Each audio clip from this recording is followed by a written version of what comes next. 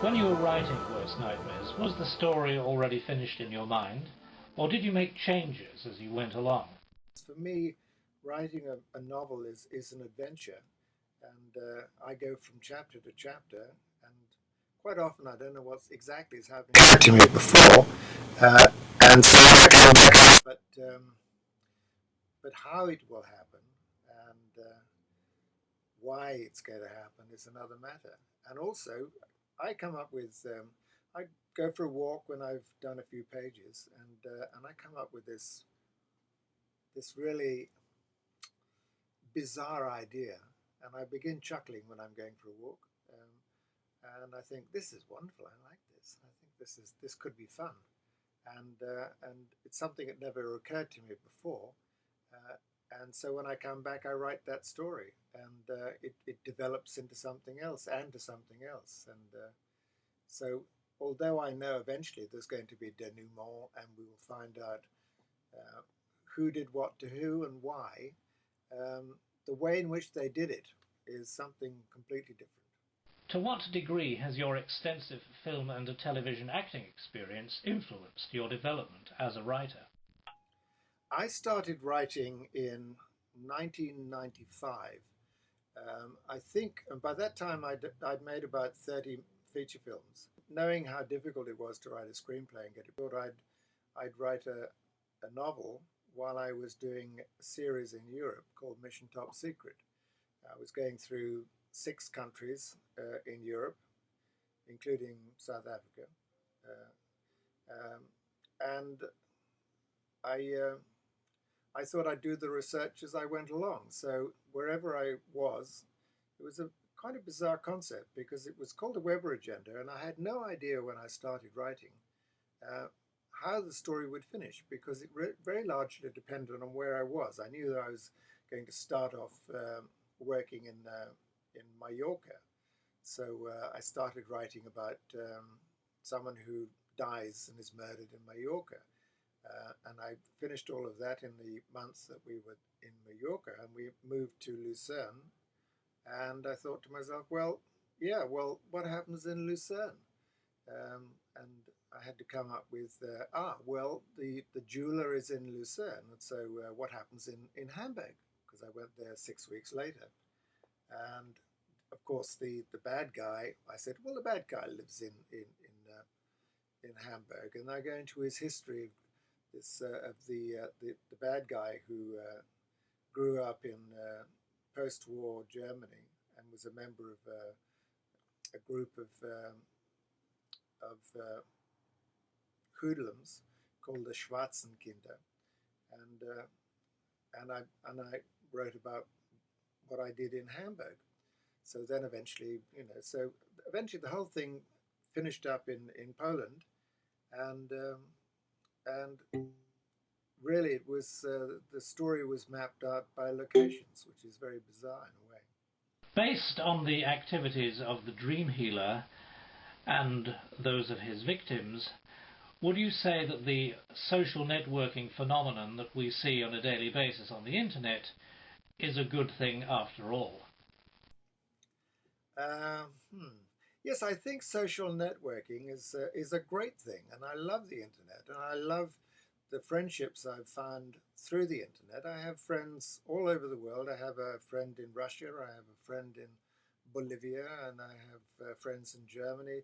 People most of which I haven't even seen face to face, and yet, you know, it seems almost to me as if they're good friends, and some people I've never met face to face, and yet they've become really close and good friends. And but I am careful about um, what I share with people I'm not quite so sure about, and and I do keep my personal life reasonably to myself. I don't sort of share my darkest. I wouldn't tell people my secrets, put it that way.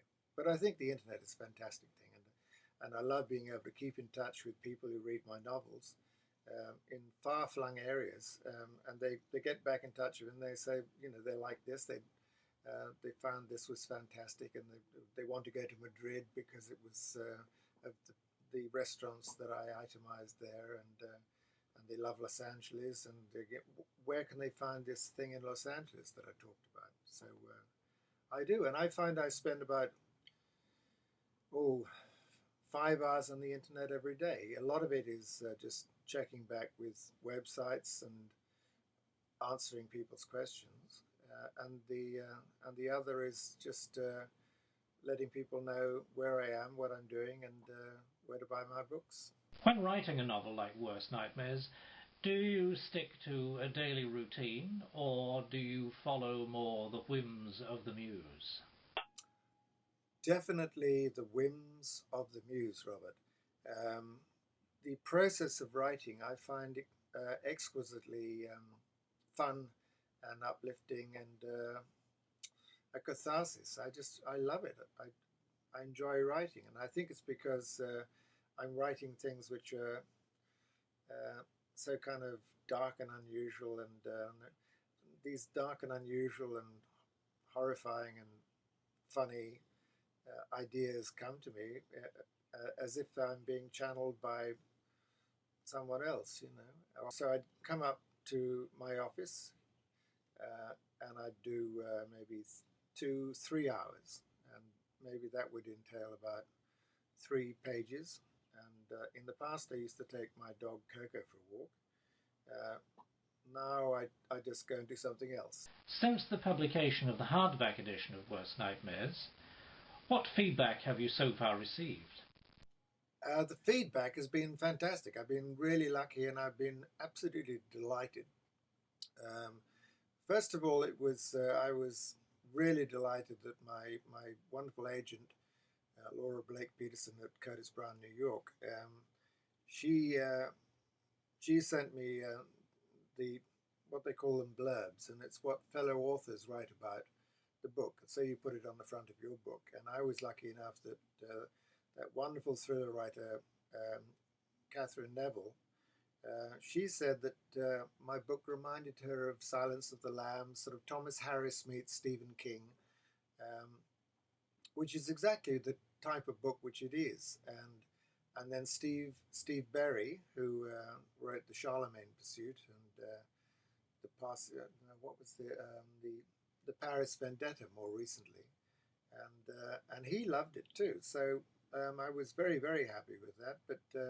But even more importantly, I think, was the feedback I keep getting through blogs on the internet, and it's just ordinary people who have blogs. Sometimes they have a membership of 80, sometimes they have a membership of 300 or 5,000, not much more than that. And the reaction to the book has been universally amongst people from the age of 18 to 40 has been, wow, you know, this is just such a cool idea, and it's such a good read. And will there be a sequel? Makes me want to write the sequel, just to give the readers another episode. Thank you very much for taking part in this special interview, Shane, and on behalf of all your fans, I want to wish you and Worst Nightmares the very best of luck. Thank you very much. It's been a pleasure talking to you.